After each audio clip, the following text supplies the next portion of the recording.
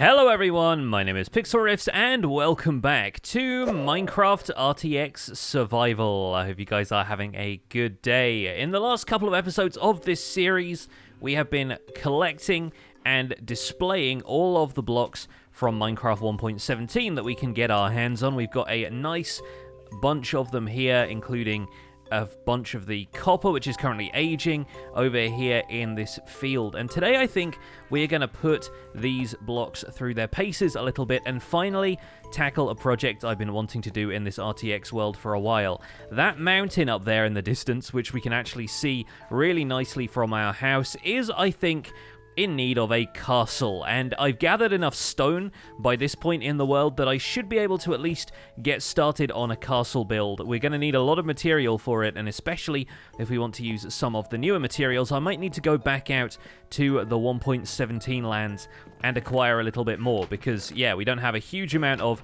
materials like deep slate and stuff. I think I stashed some in here somewhere. We've got some tuff, which might work well. We've got a couple of other bits and pieces, but we will need to get our hands on a little bit more, maybe some smooth basalt and stuff as well, perhaps, so that we can lay a foundation and build a castle structure up on top of that hill. But I think it feels like the perfect thing to do with a lot of these blocks. We can do some really cool stuff with smooth basalt and deep slate. We can put some stone brick on top of that, maybe have some accents in the copper color palette, and maybe we'll make it a little bit green with some of the azalea and stuff as well. That seems like a nice plan. First of all, though, I need to tackle my food situation, because I've got a few bits and pieces here and there, but I am getting a little bit low on food. There we go, not a problem that a half a stack of potatoes won't fix, so we should be good to go. I think what we're going to do is create a bubble column elevator to the top of the mountain, because right now, of course, having not fought the dragon in this world yet, I don't have any wings or anything like that, so getting up here is going to be a struggle if we don't have some kind of quick vertical transportation. And while there are some donkeys and horses in the area, this one looks maybe a little bit young to ride right now. I think we'll probably be served better by a bubble column elevator going straight up the center of the mountain. Or maybe not straight up the mountain, but at least to one section that I can easily get to the rest of the mountain with. I placed a block of soul sand right below this at 386 and negative 206. We should hopefully be able to dig down from here and get to where we want to go. But first of all, let's assess the landscape up here. Looks like a nice covering of snow, but there should be plenty of area to build a smallish castle on. We're not going to go huge for this because, of course, castles can get very expansive and I don't have the materials to make an absolutely enormous one, but I think we'll be able to make a solid start, maybe a perimeter wall and some buildings on the interior. And obviously, with the height of this, we can see over our entire kingdom and the castle can feel well defended.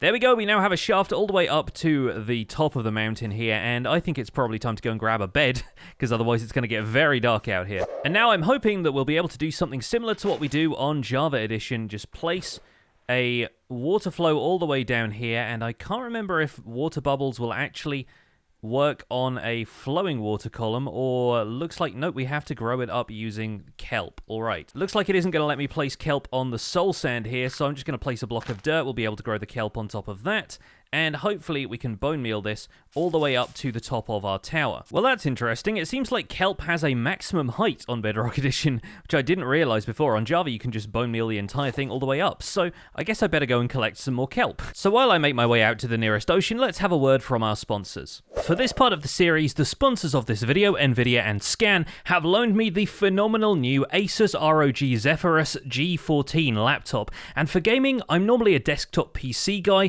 but this just might be the laptop that turns me around. The Zephyrus G14 features Nvidia's new laptop GPU, a GeForce RTX 3060 designed with laptop builds in mind, and it's paired with a Ryzen 5800HS CPU, 16 gigs of RAM, a 1TB M.2 hard drive, and a 1080p 144Hz screen. This laptop retails at £1,598 in the UK, making it easier than ever to get your hands on an RTX build right out of the box, and everything from the design to the performance is smooth as silk. It's capable of playing RTX-enabled games like Minecraft, Control, or Cyberpunk 2077 if that's your jam, and if you want proof, look no further than this video. All the gameplay for this episode was happening and being recorded live on this very laptop. If you're now searching for your next gaming laptop, look no further than Scan, the UK's leading supplier of computer hardware and PC components, stocking the full range of new GeForce RTX 30 series laptops powered by Ampere architecture. You can check out the link in the description to browse Scan's full range of RTX 30 series laptops, and thanks once again to Nvidia and Scan for sponsoring this video. I am already incredibly excited about this, and not just because I remembered that I could make a spyglass so I can zoom in on stuff in the distance.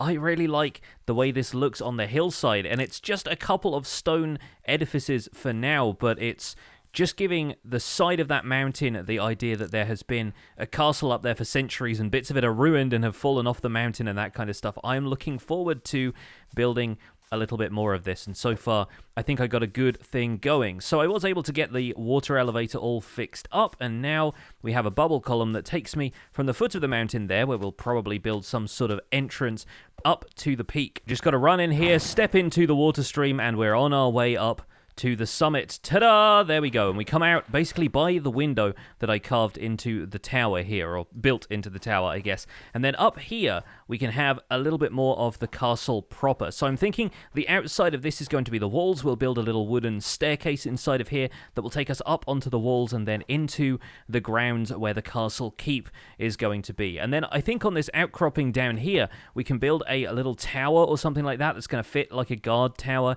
into the walls. I'm really going to enjoy having a view of all of the surrounding landscape from up here, because of course the render distance is pretty nice from up here. The one problem I have right now is getting down. I have occasionally just been kind of dropping down and taking a little bit of fall damage using my water bucket skills where I can, and there are a couple of caves in here that might end up being a problem for mob spawning if I don't do something about lighting them up, but I think we can make a little bit more progress on this castle just by building up the walls around the top half of this mountain. It looks way better than I expected it to, just having built a couple of stone brick walls. I'm really excited to build more.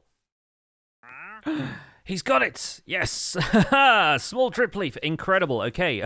I was hoping for one of these guys to show up. There has been a wandering trader around the front of the house for a little while, but I noticed this guy as I was building the other tower supported by that outcropping there, and he has small drip leaf, which is one of the things we weren't able to get from our Lush Cave expedition, because right now we can only get it from the wandering trader. So I need to go and grab some emeralds from my storage system, and we need to trade with this guy post-haste. He's currently being smothered by his llamas, but that's fine. We have enough emeralds to trade a whole bunch of small drip leaf with the guy. Fantastic. We got 10, which means we can turn some of it into big drip leaf, of course, but I've always liked the way small drip leaf looks just as a decorative block, so hopefully we can find some places to use that. Maybe not in the castle, unless we want part of the castle to be flooded.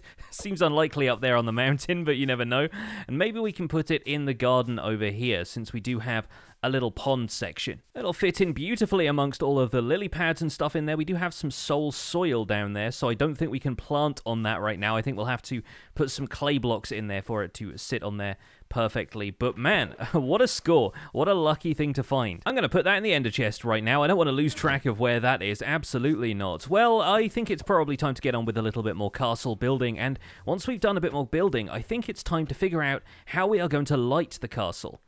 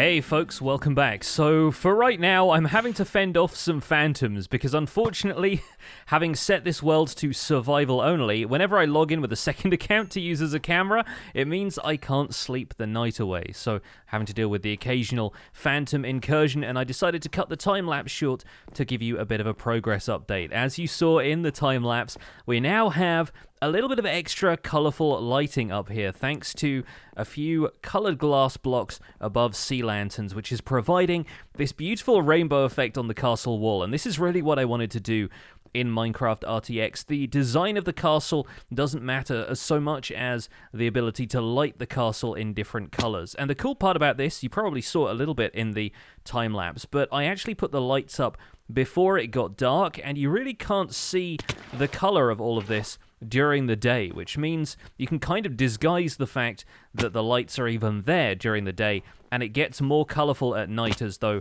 some lights have been triggered by a daylight sensor. You don't even need the daylight sensor to do it. But if I step down here onto the plains, we can look back up at the castle as long as nothing is going to leap out of the nearby pools of water and scare me. And from back here, you can see the colors start to illuminate the castle wall. And yes, that is the little camera station that I put up for my camera account. Let's take the spyglass out and see what we can espy from a distance. Yeah, there we go. It's having a bit of a strange time rendering through the lens of the spyglass as well, but I love the way that looks. I'm really, really happy with that, and hopefully we'll be able to do a little bit more with the remaining space we have on that castle wall up there. The range at which RTX will render that color is a little bit limited, but if you get closer, you start to see the color really pop, and we could do maybe an overhang, maybe some arches or something like that are really going to pick up the color as it goes along here, and that's kind of what I've started to lay out on top of the wall up there already.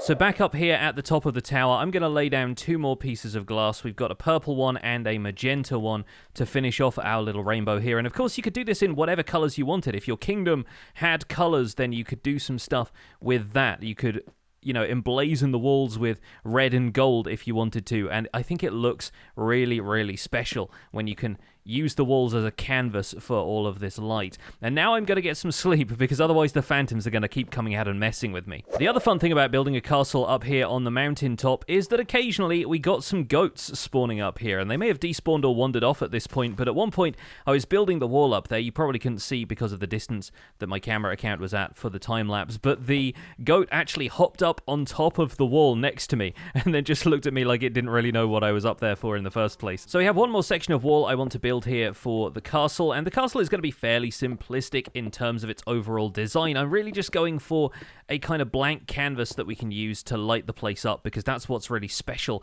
about this world in the first place, is the RTX capabilities. So I'm just going to be throwing together a few shapes up here to give you the general vibe of a castle. This isn't necessarily going to be a place we will live, it's just a place that we can use as an artistic canvas. But I'm thinking kind of like buttresses almost. We need to have archways coming down and meeting these pillars that I built out at the front here. Even just a nice simple shape like this will work out quite well, and it will hopefully catch some of the light as it's being projected upwards from the sea lanterns, and the archways here on the outside of the castle will glow as well. We don't need to put a roof on it or anything, just having nice open archways, a kind of colonnade on the front of the castle, will make things look really nice. Yeah, that's what I'm talking about.